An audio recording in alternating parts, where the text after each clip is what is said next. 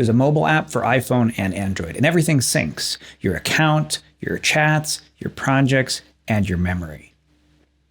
All right, so here's the mobile app right here on my phone, and this is what it looks like when you open up a new chat. But you can open up to see previous chats by clicking the hamburger menu in the upper left and then scroll to find the one you like. Like, for example, this first newsletter ideas chat. And here I can continue the chat if I want to. So let's take a photo, for example. I have this candle right here. I want to see what a reasonable price for this candle would be. So let's click the plus button. We'll keep the current selection and hit the camera and snap a photo here. Let's zoom in. All right, and now we can use the photo. And because we're on the phone, we can also use the voice mode here. So I'll go ahead and just say, what would a reasonable price for a candle like this be?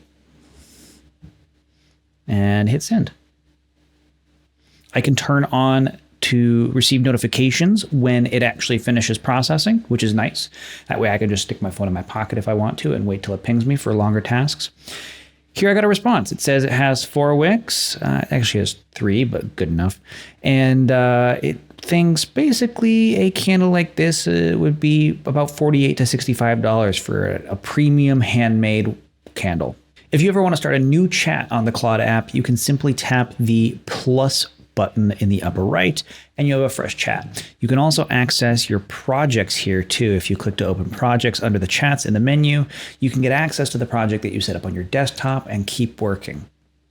The ideal way to use the phone app is to capture and continue.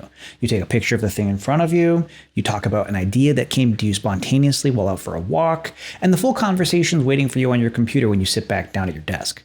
There's also a desktop app for Mac and Windows that put Claude one shortcut away all day, and you'll want to install because levels 5 and 6 live there.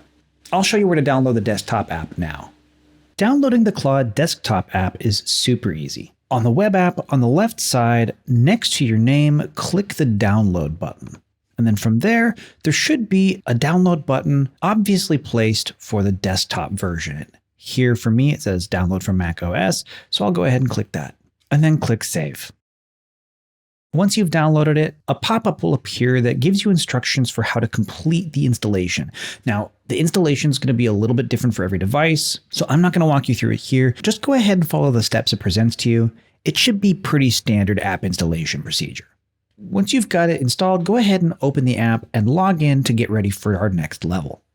Once you're all logged in to Claude in the desktop app, it should be pretty similar looking to the cloud version, the one you use in your web browser. But if you notice any additional pop-ups or instructions to complete the setup for the desktop app specifically, go ahead and follow those. Like for me, for example, I have this get set up for agent mode, download a one-time package prompt. So I'll go ahead and do that.